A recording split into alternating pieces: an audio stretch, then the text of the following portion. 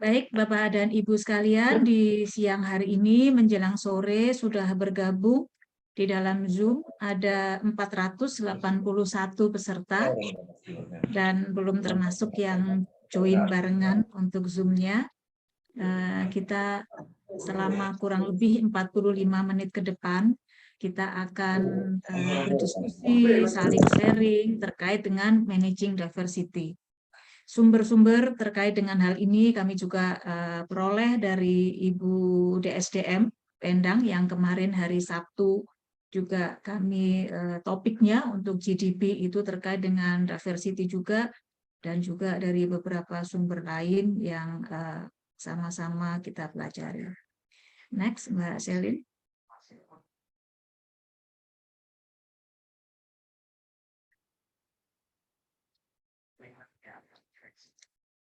Sebagaimana tadi Mas Aditya sampaikan, untuk YTDP yang Talent Development Program dengan tema Managing Diversity, kita ini bertujuan untuk dapat mengelola yang tergabung di sini. Saya lihat adalah pejabat dari BOD Ministry, BOD Ministfor yang ada di anak perusahaan ID Food, dan staf-staf yang ada di ID Food juga. Diharapkan kita semua dapat mengelola dan menjalin kerjasama dengan sesama rekan di divisi, di mana di dalam kehidupan kita itu sesama rekan divisi kita aja sudah penuh dengan keberagaman. Nanti kita juga akan diharapkan memahami diversity sekarang dan juga masa yang akan datang, pentingnya mengelola perbedaan menjadi satu kesatuan untuk kinerja tim, dan yang tidak kalah penting adalah memanfaatkan keberagaman tersebut untuk mencapai tujuan tim yang lebih baik.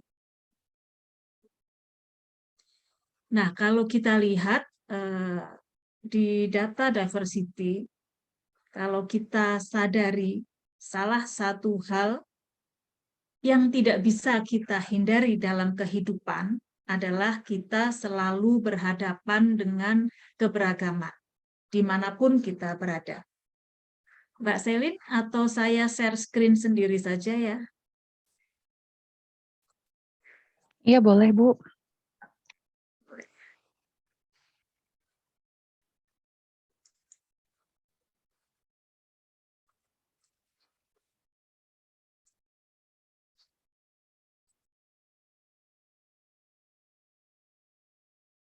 Nah, yang tadi kita sampaikan, dimanapun kita berada, kita tidak bisa lepas dari kita berhadapan dengan keberagaman. Bahkan pada saat kita berada di rumah, di lingkungan keluarga kita juga berhadapan dengan keberagaman. Kalau kita punya saudara, saya punya anak, itu masing-masing anak pun itu juga berbeda. Meskipun lahir dari orang tua yang sama, itu juga mempunyai keberagaman sendiri-sendiri. Apalagi kita hidup di Indonesia.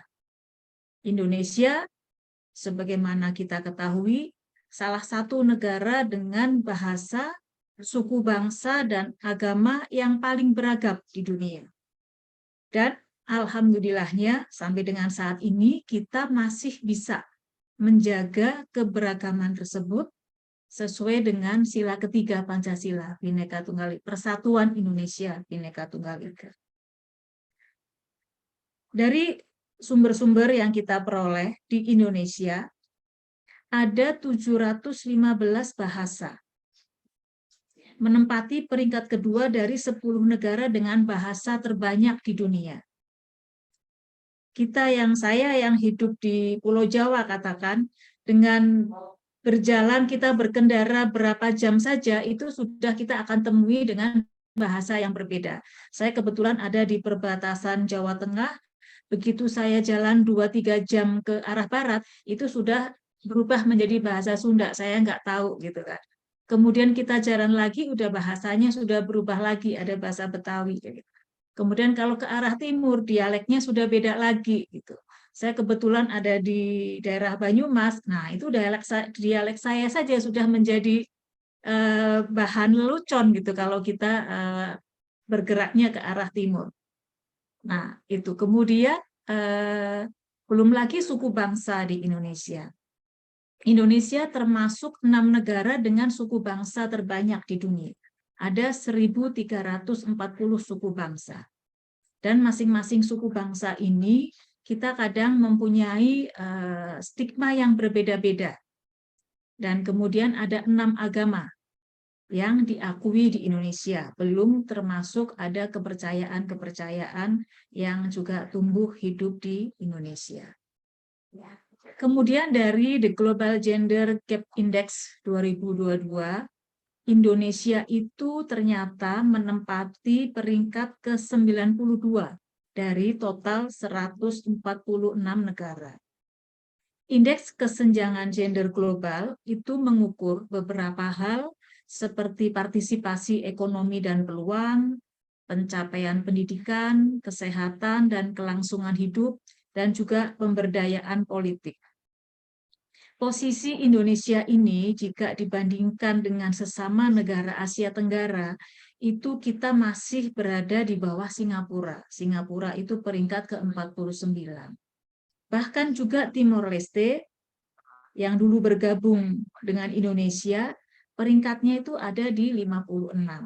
Thailand ada di peringkat ke-79 dan Vietnam ada di peringkat ke-83. Peringkat pertama itu ditempati oleh Islandia dan yang terakhir mungkin kita memahami gitu ya, Afghanistan ada di peringkat terakhir.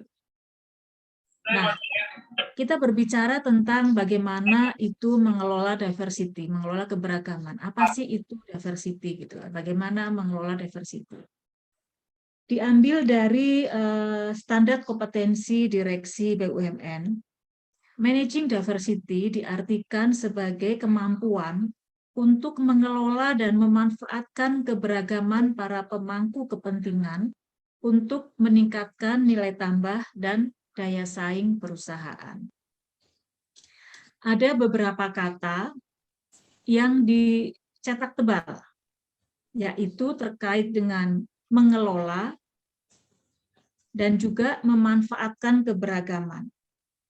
Mengelola di dalam organisasi, mengelola itu berarti kita melakukan, ada yang dilakukan perencanaan, kemudian kita lakukan actuating-nya, kita lakukan controlling-nya, evaluasinya. Di samping itu, di dalam mengelola itu kita juga memanfaatkan keberagaman tersebut. Tujuannya yaitu tentu saja untuk meningkatkan nilai tambah dan daya saing perusahaan sehingga perusahaan kita berkinerja dengan baik. Nah, kemudian apa itu keberagaman di tempat kerja? Diversity dalam dunia kerja itu dipahami sebagai perusahaan yang mempekerjakan tenaga dari berbagai latar belakang, mulai dari gender, kemudian ras, suku, usia, perbedaan usia, seksualitas, dan lain hal sebagainya. Kemudian, diversity biasanya di tempat kerja disandingkan juga dengan masalah equality, kesetaraan, dan juga inklusi.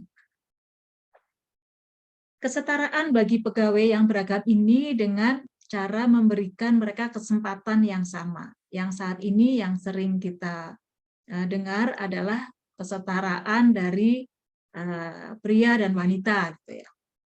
Itu yang kemudian digaungkan di dalam target BUMN bahwa keterwakilan perempuan di dalam kepemimpinan itu tahun ini ditargetkan sampai dengan 17,5%, dan sampai tahun-tahun ke depan kurang lebih akan terus meningkat kesempatan kepada gender perempuan untuk dapat menduduki top talent BUMN.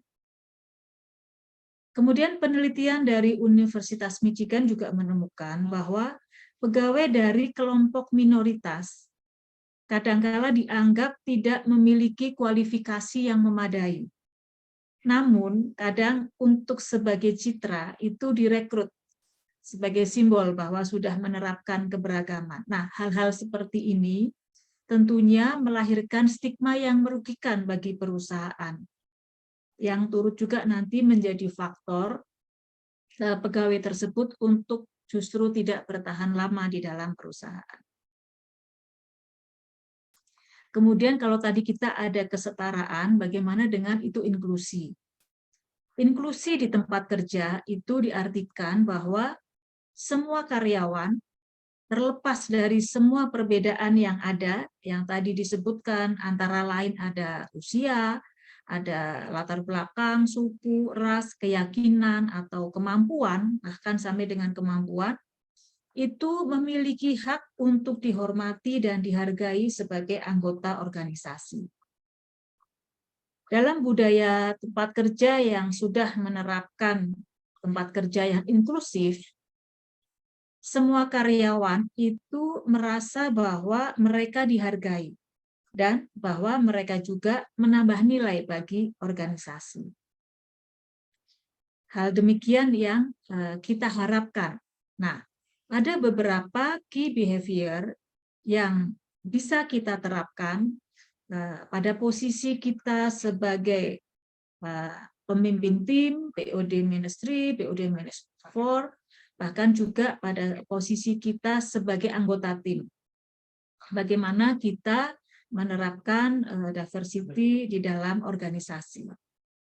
Yang pertama yaitu melakukan langkah-langkah yang sistematis dan terukur untuk membuat orang lain memiliki pemahaman positif dan kebutuhan akan keberagaman dalam organisasi. Ada beberapa kata yang dicetak tebal, yaitu memiliki pemahaman positif. Pemahaman positif ini sesuatu hal yang sebetulnya bisa kita latih.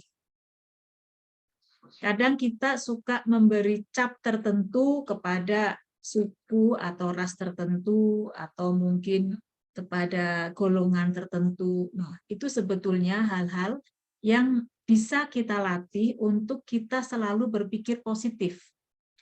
Memberikan diri kita pemahaman positif kepada orang lain. Sehingga nantinya kita ambil hal-hal positif dari yang ada, sehingga nantinya keberagaman itu akan menjadi sebuah kebutuhan. Bagaimana nanti keberagaman itu dapat memberikan nilai positif bagi organisasi, bagi kita sebagai tim, itu nanti ada di slide berikutnya. Kemudian yang kedua itu memanfaatkan keberagaman sebagai nilai tambah dalam menyusun strategi dan menetapkan kebijakan untuk mencapai sasaran strategis perusahaan. Nah, ini pada saat kita punya anggota tim, Bapak dan Ibu, kalau punya anggota tim, kalau semuanya seragam, paling simpel saja kalau Bapak Ibu punya anggota tim yang semuanya itu introvert, pendiam, gitu ya, tidak suka menyampaikan pendapat kalau tidak ditanya. Bagaimana perasaan Bapak Ibu? Suasana tim jadi mati gitu ya, tidak hidup. Tapi begitu kita ada keberagaman di dalam anggota tim kita, bahkan dari keberagaman sifat saja, itu akan memunculkan suasana yang lebih hidup. Ada satu orang saja yang punya sifat ekstrovert, suka menyampaikan pendapat, memancing keriuhan di dalam anggota tim, itu akan memancing anggota tim yang lain untuk juga turut serta menyampaikan pendapatnya, menyampaikan pemikirannya. Karena kita yakin masing-masing dari kita itu mempunyai nilai positif dari kita yang bisa kita sumbangkan ke dalam anggota tim. Kemudian yang ketiga, secara sistematis menempatkan dan mengembangkan orang dari berbagai suku atau budaya yang berbeda untuk meningkatkan proses dan hasil kerja. Dan keempat, mengelola dan mengantisipasi potensi masalah dan konflik atas keberagaman dalam organisasi. Nah, ini yang keempat itu sesuatu hal yang konflik itu hal-hal yang mungkin bisa terjadi, berpotensi untuk terjadi, namun kita bisa sebetulnya melakukan langkah-langkah untuk bisa menghindari konflik ini. konflik di tempat kerja itu sesuatu hal yang akan sangat merugikan bagi kita dan akan menurunkan kinerja kita. Sehingga itulah salah satu hal yang kita harus lakukan mitigasi untuk menghindari potensi masalah konflik ini. Kemudian yang kelima, menjalin kerjasama dengan pihak-pihak dengan berbagai latar belakang suku atau budaya yang berbeda untuk mendapatkan manfaat maksimal atas keberagaman para pihak terkait.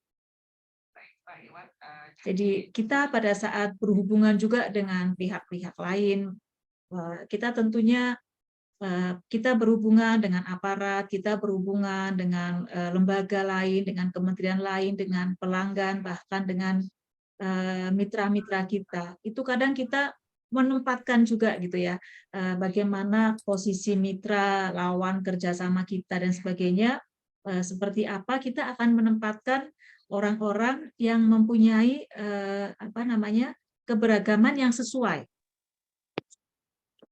Nah, bagaimana strategi kita agar kita dapat bekerja sama, berhubungan, berkomunikasi dengan pihak lain yang mempunyai keberagaman yang sesuai, yang bisa mempercepat terjalinnya komunikasi dan kerjasama. Yang keenam adalah mendorong kolaborasi dan sinergi para pihak dengan karakteristik dan latar belakang yang berbeda untuk menciptakan nilai tambah. 3 kepala akan lebih baik dari 1 kepala gitu kan ya. Nah, itu juga sama. Keberagaman ini diharapkan akan semakin mendorong sinergi dan kolaborasi untuk dapat menciptakan nilai tambah yang lebih baik lagi. Nah, tadi kalau disebutkan bagaimana sih sebetulnya konflik-konflik keberagaman itu bagus, tetapi keberagaman itu juga memunculkan potensi konflik yang mungkin terjadi. Nah, salah 5 adalah yang pertama, perbedaan etnis dan budaya. Beberapa orang secara terbuka itu berprasangka terhadap orang lain karena etnis dan budaya mereka yang berbeda dengan yang lain. Dan ini yang kemudian berpotensi untuk menciptakan konflik. Kita mungkin karena di budaya kita masing-masing, dengan latar belakang kita, latar belakang suku, ras, agama gitu ya. Kadang tumbuh di budaya kita, mungkin bawaan dari rumah gitu, atau di lingkungan kita, kadang suka memberikan prasangka tertentu terhadap etnis tertentu misalkan, atau terhadap budaya tertentu. Padahal sebetulnya tidak selalu seperti itu gitu ya. Tentunya kalau kita bisa berpikiran positif, mempunyai pemahaman positif, masing-masing itu tentunya mempunyai maksud yang baik. Kemudian yang kedua, perbedaan usia dan generasi. Ini sesuatu hal yang di tempat kerja sekarang ini saya alami betul gitu ya. Bagaimana di tempat kerja saya berhadapan dengan rekan-rekan yang usianya itu sebetulnya sudah seumuran dengan anak saya gitu kan. Nah, itu tentunya mempunyai latar belakang, lingkungan, pergaulan, pola pikir yang mungkin berbeda. Kerja yang lebih tua mungkin merasa pekerja yang muda itu kurang berpengalaman gitu kan. Kadang tahu apa sih gitu. Sedangkan pekerja yang muda juga mungkin merasa yang tua ini kok terlalu konservatif, terlalu kolot, kok kayaknya susah memahami hal-hal yang mungkin menurut mereka sedang kekinian, sedang menjadi topik. Nah, kesenjangan-kesenjangan ini yang sebetulnya harusnya bisa dijembatani. Karena masing-masing dari perbedaan usia dan generasi ini tentunya mempunyai keunggulannya masing-masing. Yang muda-muda ini menyenangkan loh, karena mereka biasanya lebih cepat gitu ya. Lebih cepat berpikir, bertindak, mengerjakan sesuatu dengan pola budaya yang saat ini. Kemudian yang ketiga, kesenjangan adalah terkait dengan kesenjangan sosial. Nah, disebut karena ketidakseimbangan atas penerimaan karyawan, sehingga terlihat perbedaan yang mencolok. Nah, kalau di tempat kerja yang biasa kita menerapkan salah satu gitu ya, kita pakai seragam itu sebetulnya mengurangi kalau ada kesenjangan sosial itu kita mengurangi hal-hal seperti itu karena begitu pakai seragam sama aja bagi saya. Kemudian yang keempat, perbedaan agama. Konflik antar agama merupakan konflik yang dapat ditimbulkan akibat dari perbedaan keyakinan yang tidak bisa disiasati dengan sikap saling menghormati dan menghargai perbedaan.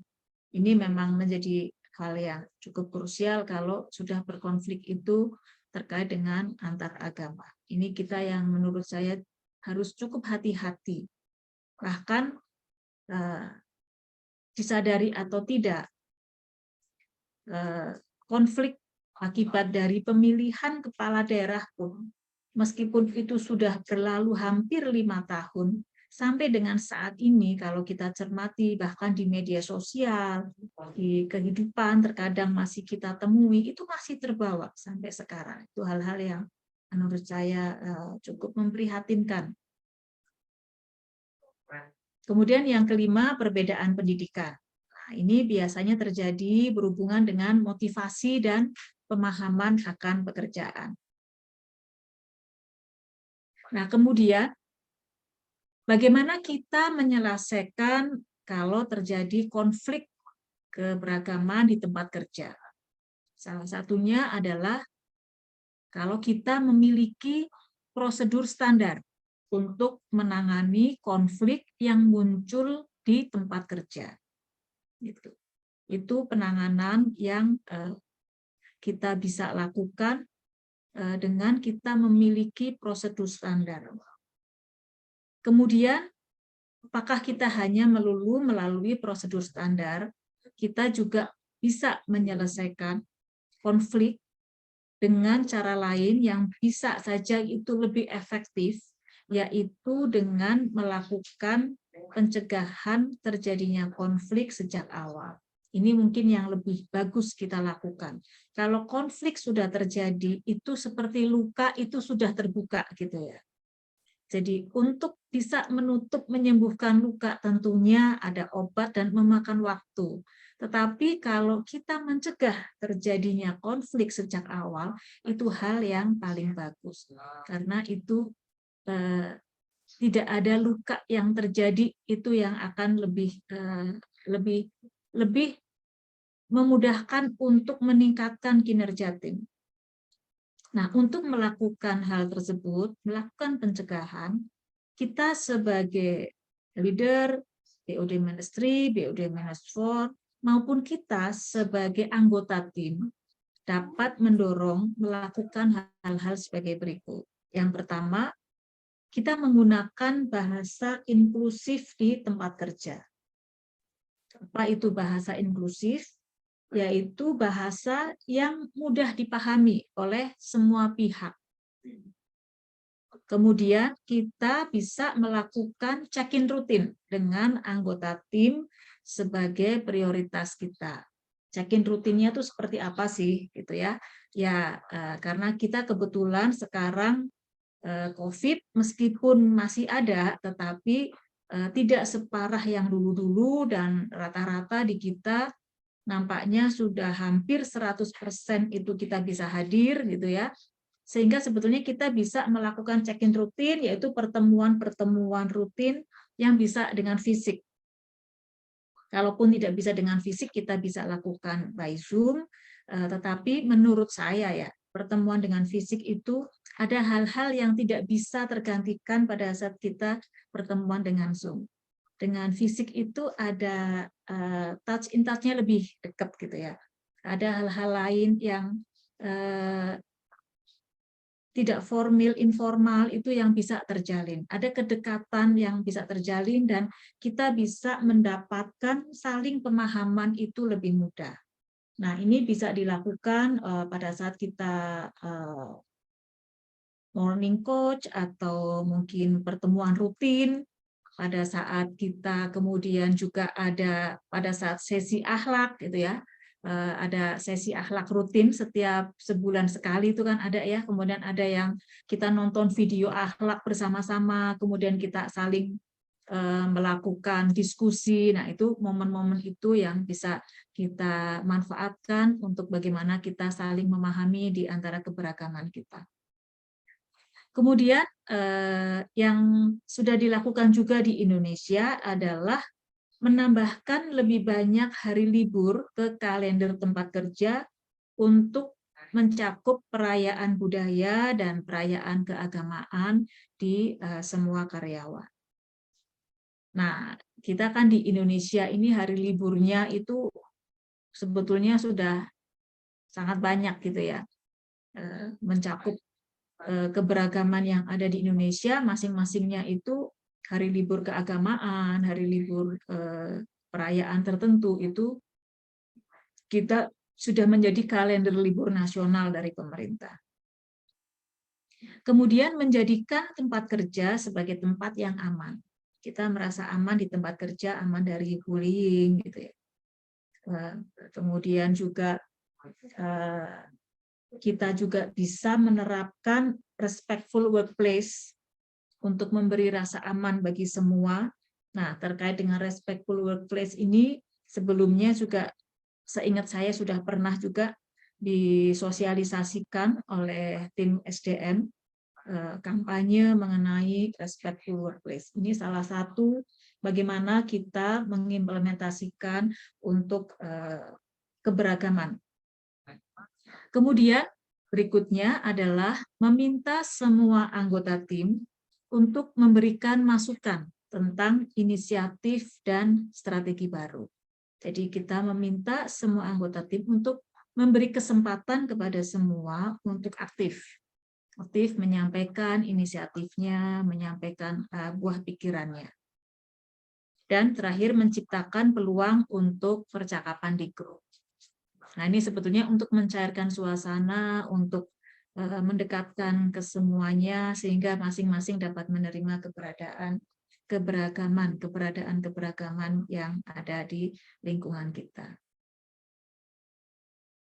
Kalau tadi kita sudah berbicara tentang tensi konflik, nah sekarang kita coba lihat apa saja sih sebetulnya manfaat dari adanya keberagaman di tempat kerja. Yang pertama yaitu keberagaman sudut pandang. Memiliki pegawai dengan beragam karakter dan latar belakang, itu juga berarti bahwa kita itu memiliki banyak keterampilan dan pengalaman yang berbeda-beda. Semakin beragam anggota tim kita, maka bisa saja kita punya semakin banyak anggota tim yang punya keterampilan yang berbeda dan pengalaman yang berbeda. Perusahaan dengan keberagaman dapat mengaplikasikan banyak sudut pandang dalam perencanaan dan strategi bisnis mereka.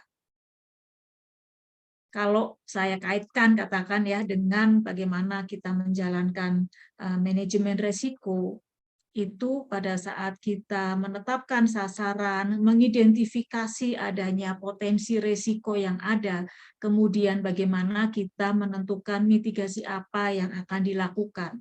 Nah, ini tentunya kalau anggota tim kita beragam, punya banyak keterampilan, pengalaman yang berbeda, sudut pandang yang akan berbeda, ini akan menjadi bahan masukan yang sangat baik pada saat kita harus menentukan kalau sasaran A dengan cara A tidak bisa terjadi, tidak bisa tercapai, kita harus lakukan apa. Nah, ide-ide ini dengan sudut pandang pengalaman yang berbeda akan menjadi masukan yang sangat baik. Kemudian keuntungan yang kedua, dengan keberagaman itu meningkatkan kreativitas dan inovasi. Menyatukan berbagai sudut pandang itu biasanya akan meningkatkan kemungkinan terciptanya ide-ide baru dan inovatif. Sehingga secara tidak langsung akan mendorong kreativitas seseorang, terutama dalam memecahkan masalah. Coba kita misalkan sebagai pimpinan gitu ya, kita memimpin anggota tim di mana kita sedang menghadapi masalah. Kalau kita anggota tim kita itu berasal dari keberagaman yang berbeda-beda gitu ya, itu nanti akan masing-masing anggota itu akan mengusulkan macam-macam ide yang lain-lain. Bayangkan kalau anggota tim kita berasal dari latar belakang yang sama, katakan. Begitu ada masalah, kemungkinan mereka akan mengusulkan hal-hal yang sama juga. Gitu. Nah, tapi kalau kita itu berasal dari yang mempunyai sudut pandang yang berbeda-beda, akan semakin banyak peluang untuk kita pilihan untuk memecahkan masalah. Keuntungan yang ketiga yaitu proses problem solving dan decision making yang lebih cepat. Kenapa? Karena menyatukan banyak kepala dan perspektif akan menghasilkan ide yang lebih banyak dan lebih beragam. Itu tadi yang disebutkan. Sehingga solusi yang tepat bisa ditemukan dengan lebih mudah dan lebih cepat. Memang di dalam prakteknya Bapak Ibu, kalau orangnya banyak, beragam, macam-macam pendapatnya, itu diskusinya bisa rame gitu ya. Karena masing-masing akan mempunyai pendapat yang berbeda dan akan mempertahankan pendapatnya, katakan. Nah, itu seninya bagaimana kita mengelola anggota tim yang mempunyai keberagaman dan mempunyai pendapat pengalaman yang berbeda. Bagaimana kita bisa berdiskusi untuk kemudian nanti bisa menemukan solusi yang paling tepat. Kemudian yang keempat, benefitnya adalah meningkatkan employee engagement.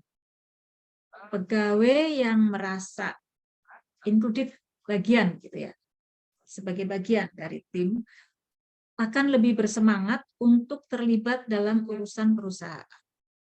Dan pegawai tersebut juga akan merasa partisipasinya dihargai dan diakui, sehingga akan mendorong performa kerja yang lebih baik. Jika kita mempunyai anggota tim yang merasa kehadirannya itu seperti tidak diinginkan, tidak dihargai, tidak merasa diakui, itu biasanya dia akan kemudian jadi menarik diri, enggan menyampaikan pendapat, katakan seperti itu. Kebalikannya kalau itu mereka merasa diakui, dihargai, nah itu akan meningkatkan engagement karyawan terhadap perusahaan. Kemudian yang kelima, manfaat yang kelima kalau kita menerapkan workplace diversity adalah mengurangi turnover. Karyawan akan merasa dihargai sehingga mereka merasa betah bekerja di perusahaan. Itu yang nanti akan mengurangi turnover karyawan, yang diharapkan hal tersebut akan berdampak positif pada perusahaan. Dan kemudian benefit yang keenam yaitu diharapkan workplace diversity itu akan meningkatkan profit, laba perusahaan. Perusahaan dengan keragaman di tempat kerja diharapkan bisa mencapai hasil bisnis yang lebih baik dan meraup lebih banyak keuntungan dibanding kompetitor mereka. Karena terhubung juga dengan benefit-benefit yang tadi disebutkan di atas, yang ujung-ujungnya tentunya diharapkan bisa meningkatkan profit. Dan dengan adanya keberagaman ini, memahami konsumen dengan lebih baik. Keuntungannya adalah bisa memahami konsumen dengan lebih baik. Kenapa? Karena perusahaan akan memperoleh pengetahuan yang lebih luas terkait budaya atau kebiasaan suatu kelompok masyarakat, yang tentunya hal ini akan sangat berguna dalam memahami kebutuhan konsumen. Siapa tahu juga perusahaan menemukan pasar baru dari kelompok pasar yang sebelumnya belum tereksplor. Inilah yang diharapkan, apalagi tadi disampaikan di Indonesia ini sebegitu banyak bahasa, suku bangsa yang tentunya biasanya mereka akan mempunyai kebutuhannya masing-masing yang berbeda. Kemudian keuntungan ke-8 adalah meningkatkan reputasi perusahaan. Perusahaan yang berdedikasi dalam mempromosikan diversity di lingkungan kerja itu akan menciptakan citra perusahaan yang humanis dan inklusif di mata konsumen. Bukan hanya itu saja, juga Hal ini bisa diterapkan dalam promosi brand, sehingga diharapkan bisa menarik lebih banyak konsumen karena dianggap relatable, dan tentunya hal ini akan membawa keuntungan bagi bisnis. Nanti kita akan lihat ada beberapa perusahaan yang sudah menerapkan diversity di dalam program kerja perusahaannya. Kemudian keuntungan lainnya adalah improve hiring result. Reputasi dan merek yang kuat yang mengubah perusahaan menjadi tempat kerja yang diinginkan.